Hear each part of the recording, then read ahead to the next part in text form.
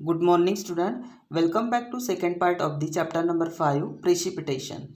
Last video we have discussed about the introduction about precipitation, snow and hail. इनके बारे में अपन ने discuss किए थे और जो फोटोग्राफ्स दिए थे, फोटोग्राफ्स में जो पहला पिक्चर फोटोग्राफ्स था ड्यू के बारे में, जैसे कि ड्यू में जो पानी दिखता है तो वो पानी कहाँ से आता है, जो कि मतलब जो एटमॉस्फेयर में जो वाटर वेपर होता है, और वाटर वेपर में भी जो कोल्ड ऑब्जेक्ट के कांटेक्ट में आता है तो वाटर वेपर गैस फॉर्म में कन्वर्ट हो जाता है. ओके, देन फ्रॉस्ट के बारे में भी डिस्कस किए थे.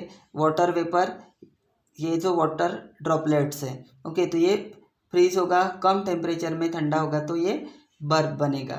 देन उसके बाद फॉग के बारे में डिस्कस किए थे. ये जो फॉग है एटमॉस्फेयर के वाटर में है कि वहाँ वाटर वेपर दिखाई देता और माइक्रोस्कोपिक वाटर ड्रॉपलेट्स होते हैं उसमें, कि जो हमें आंखों से नहीं दिखाई देते बल्कि माइक्रोस्कोपिक वाटर ड्रॉपलेट्स, मतलब उससे अपन देख सकते हैं माइक्रोस्कोप से. ओके, तो देखो in this video we will discuss about the convection rainfall and orographic rainfall. Okay, तो छोटी सी एक्टिविटी दी है, तो देखो activity, let's make a rain, try this. Okay, तो gather the following materials, a vertical glass container with metal lid. Vertical glass container लेना है विथ मेटल लीड लेना है, उसके साथ nail, hammer, hot water, ice cube and handful of salt, ये सभी materials लेना है. तो देखो, take a container with a metal lid, एक कंटेनर लेना है विथ मेटल लीड, मेटल की लीड लेना है. रिमूव द लीड, बाद में लीड को क्या करना है, remove. Hit the lid on the upper side at a number of points with a nail and the hammer. Take care that the lid does not get any holes because of this.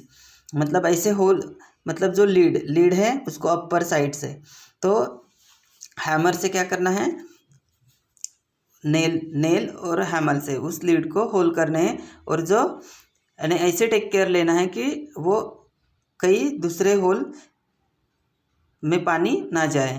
Okay, fill 1/3 of the container with steam water, not boil, steam water लेना है 1/3 container में. Okay, now put the lid on the container and close it tightly.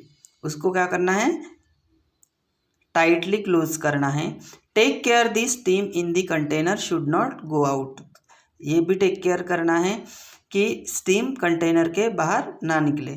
On the lead the ice cube, handful of the rock salt and little water.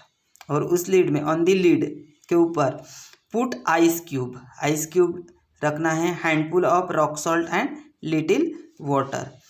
Observe the container, experience rain, then observe करना है. Okay, then next देखो, geographical explanation. As the vapour in the container is light it travels upward. As the lid is tightly close the vapour can not escape. Escape means संक्षिप्त, sorry, escape means क्या होता है कि जो पलायन, किसी और जगह कहीं उसका वाटर का पलायन न होना. Okay, because of the ice cube about the lead, condensation of the vapour occurs.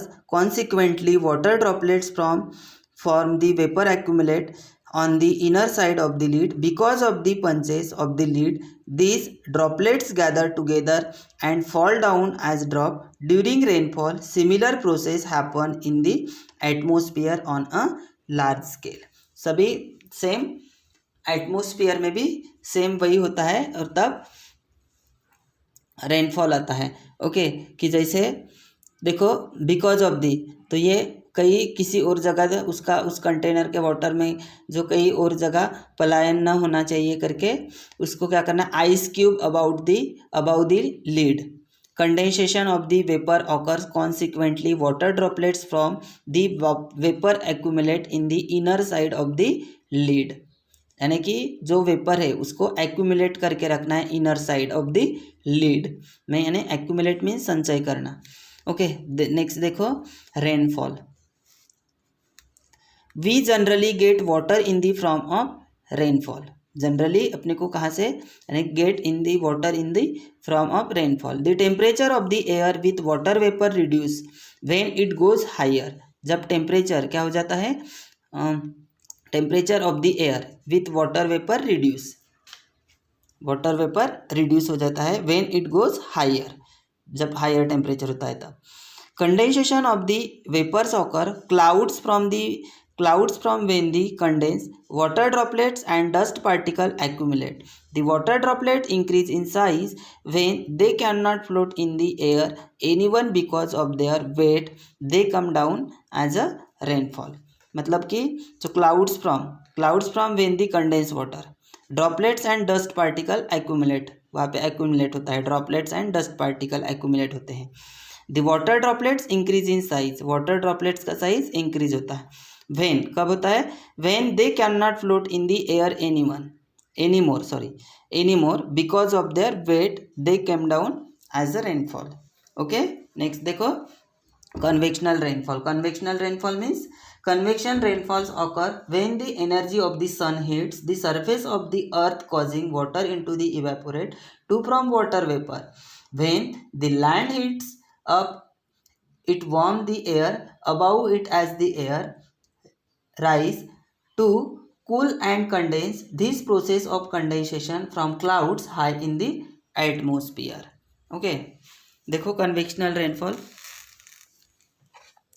In equatorial areas. जो इक्वेटोरियल के जो मतलब जो एरिया होता है, इक्वेटर के पास जो एरिया होता है, the surface get heated because of the sun heat and the air near it also get heated. क्योंकि इक्वेटर जो रीजन होता है वहाँ पे सूरज की जो रेज होती है तो वो जनरली क्या होते हैं, स्ट्रेट आते हैं, तो इसीलिए वहाँ पे सन की हीट ज़्यादा होती है। As it get heated it spread and become lighter and move upwards. The air cool downs when it goes upward. The moisture holding capacity of cold air is less. Moisture holding capacity जो होती है, जब air cold होती है तो moisture holding capacity less होती है। Consequently, condensation of water vapor occurs and rainfalls occur. फिर बाद में जनरली क्या हो जाता है, condensation of water vapour occurs and rainfalls occurs होता है। In equatorial area such a type of rainfalls occur almost daily in the afternoons. Rainfall is accompanied by lightning and thunder. उस एरिया में, equatorial areas में lightning and thunder. Lightning means आकाशीय जो बिजली, आकाश में जो चमकने वाली जो बिजली होती है, और थंडर मीन्स गड़गड़ाहट, ऐसा हो जाता है। The Congo basin of the Africa and the Amazon basin in the south America experience convectional rainfall. Such a rainfalls occur in a very limited area in the world. जैसे Congo basin river है तो वहाँ Africa में, और Amazon basin reverse है वहाँ पे south America में, तो ये कन्वेक्शन रेन वहाँ पे सबसे ज़्यादा होता है। Okay, such a rainfalls occur a very limited area, और ये लिमिटेड एरिया में ही कन्वेक्शनल रेन्स होता है। ओके, डायग्राम में शो किया हुआ है convectional rainfall. Okay, convectional rainfall जब ये सिर्फ लिमिटेड एरिया में, जैसे इक्वेटोरियल रीजन में ही ये होता है, Congo region, Amazon river basin, यहाँ पे इस एरिया में होता है। ओके, नेक्स्ट देखो ओरोग्राफिक रेनफॉल। ओरोग्राफिक रेनफॉल देखो, orographic rainfall means in orographic precipitation the important fact is that a landforms act as a wet or barrier over which moist air is lifted and cooled to the dew point, and clouds release some moisture as a precipitation. Okay, winds coming from the lakes or seas are moisture laden. Okay, तो ये जो wind है, winds coming from the lakes or seas are moisture laden. जब ये winds lakes और सी के तरफ से आते हैं तो मॉइस्चर लैडन होता है। They are obstructed by the high mountain range coming in their way, they start going upward along the slope. But ये हाई रीजन में, हाई माउंटेन रेंज में क्या होता है, स्लोप में आती है. Okay, the temperature of this wind drop and condensation occur and rainfall take place. जो माउंटेन रीजन होता है वहाँ पे temperature of this wind and condense occur the rainfall take place. Okay,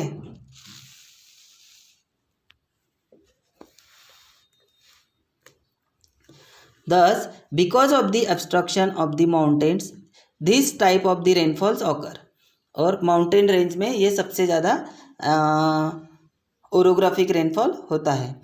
the windward side of the mountains get more rain, amount of vapor in the air reduce after crossing the mountain and the moisture holding capacity of the air increase. क्योंकि वो slope में होती है इसीलिए moisture holding जो capacity होती है mountain region में तो वो इंक्रीज होती है.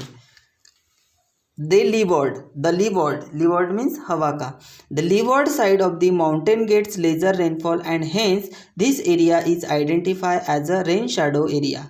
सी फिगर 5.A एंड 5.B. तो ये इस एरिया को क्या कहा जाता है, रेन शैडो एरिया, क्योंकि लीवर्ड हवा के साथ ये बारिश होती है, रेनफॉल होता है और ये माउंटेन रेंज में ही होता है. ओके,